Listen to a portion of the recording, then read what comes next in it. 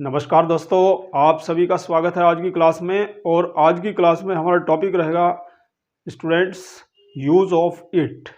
आइए अपने टॉपिक को स्टार्ट करते हैं। Use of it. देखें माय डियर स्टूडेंट्स, इट का प्रयोग दो अर्थों में किया जाता है। इट का यूज हम दो अर्थों में करते हैं। पहला, यह हिंदी अर्थ के लिए हम इसका यूज करते हैं, और दूसरा प्रयोग हम इसका करते हैं एज अ सब्जेक्ट। सब्जेक्ट के रूप में भी हम इसका इस्तेमाल करते हैं।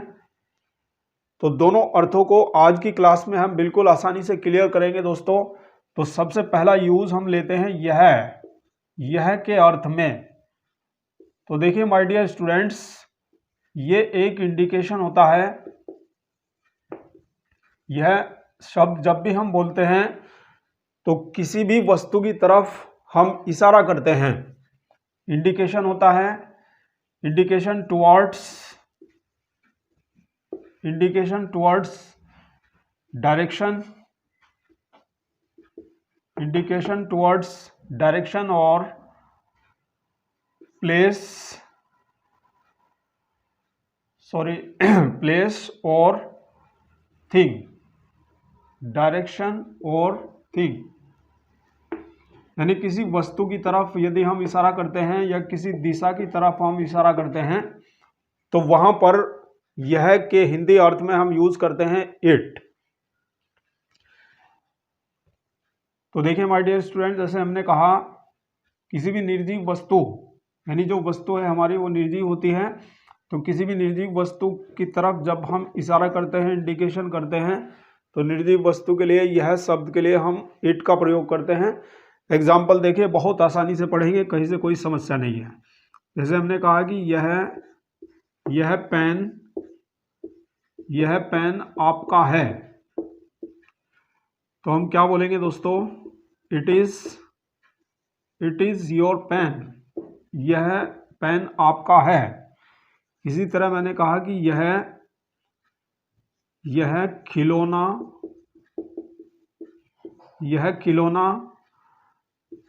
आपका था।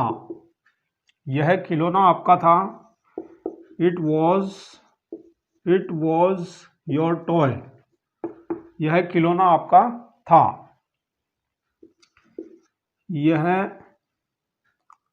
यह पुस्तक आपकी है। यह पुस्तक आपकी है। It is your book. तो इस तरह से आप देख रहे हैं माय डियर स्टूडेंट्स, इस सभी जगह पर इट को यूज किया गया है यह शब्द के लिए। और यह शब्द जो है इशारा कर रहा है किसी वस्तु की तरफ, यानी किसी निर्जीव वस्तु के लिए यूज किया गया है। यह पेन आपका है, यानी पेन की तरफ इंडिकेशन है, पेन की तरफ इशारा किया गया है। तो यह पेन आपका है। It is your pen. यह खिलौना आपका था। It was your toy. यह पुस्तक आपकी थी, आपकी है। It is your book. तो इस तरह से हम निर्जीव वस्तु के लिए इट का प्रयोग करते हैं। आइए माय डियर स्टूडेंट्स, इसके दूसरे यूज को पढ़ते हैं। एज ए सब्जेक्ट, जो बहुत इंपॉर्टेंट होता है, सब्जेक्ट के रूप में कैसे इट को यूज करते हैं।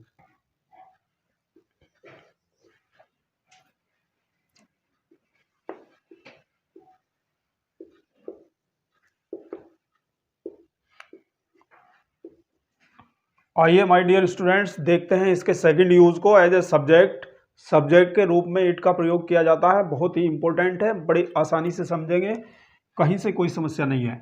अब देखिए my dear students, as a subject यानी सब्जेक्ट के रूप में हम इट का यूज करते हैं, इट का इस्तेमाल करते हैं। कहाँ पर? जहाँ पर बात चलती है माय डियर स्टूडेंट, जहाँ पर बात मौसम की चलती है या जहाँ पर बात समय की चलती है, तो वहाँ पर हम इट को सब्जेक्ट के रूप में यूज करते हैं, इट को सब्जेक्ट बनाते हैं। तो आइए बड़ी आसानी से समझते हैं।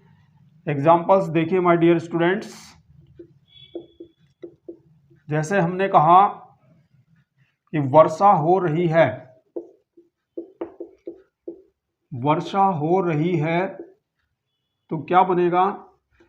इट सब्जेक्ट बनेगा माय डियर स्टूडेंट्स, कि अभी बताया है मैंने कि मौसम या समय, मौसम की सभी बातें, सर्दी, गर्मी, अंधेरा, उजाला, सभी इसमें आ जाएंगे। और समय की बात यानी टाइम वाली बात जितनी भी होगी, बजे वाली बात जो भी होती है, वो हमेशा ही इट सब्जेक्ट रखती है।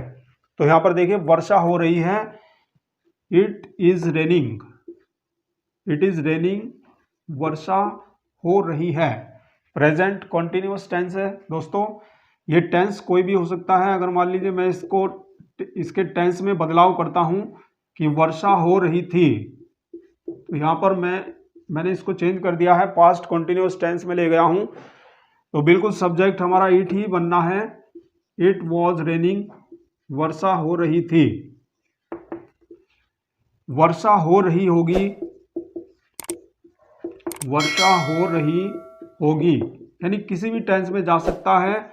सब्जेक्ट हमारा इट ही बनना है, यानी इट को ही सब्जेक्ट बनाना है जब भी मौसम या समय की बात चलती है। तो क्या हो जाएगा, वर्षा हो रही होगी, इट विल बी रेनिंग, वर्षा हो रही होगी।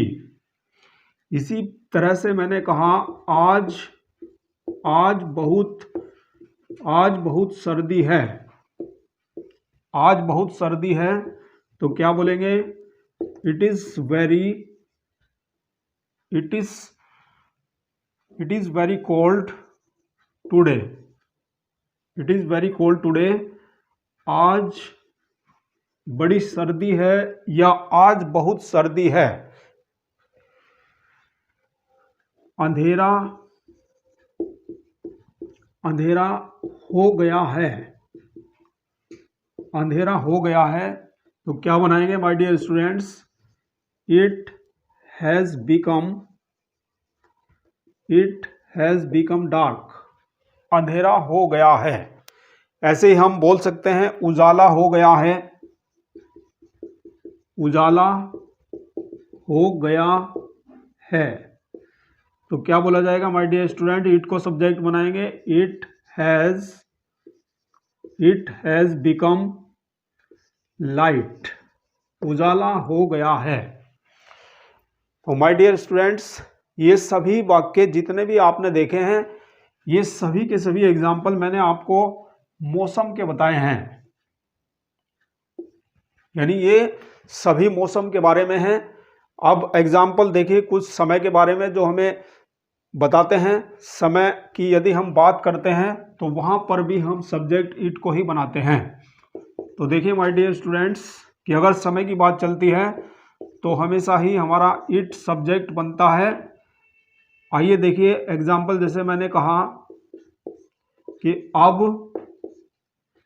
अब 10 बजे हैं, अब 10 बजे हैं, तो क्या बोला जाएगा, it is 10 o'clock, it is 10 o'clock now, अब 10 बजे हैं। उस समय 2 बजे थे, उस समय 2 बजे थे। It was 2 o'clock at that time, उस समय 2 बजे थे। It was 2 o'clock at that time। तो माय डियर स्टूडेंट्स आप देख रहे हैं यहाँ पर इट को सब्जेक्ट बनाया गया है, यानी जब बात चलती है मौसम की तब भी हम सब्जेक्ट बनाते हैं इट, और जब बात चलती है समय की तब भी हम बनाते हैं सब्जेक्ट इट। तो इस तरह से मैं समझता हूं कि आज का टॉपिक आपका यूज ऑफ इट क्लियर हो चुका होगा my dear students. Thank you very much for watching this video. मिलते हैं नेक्स्ट सेशन में नेक्स्ट वीडियो के साथ।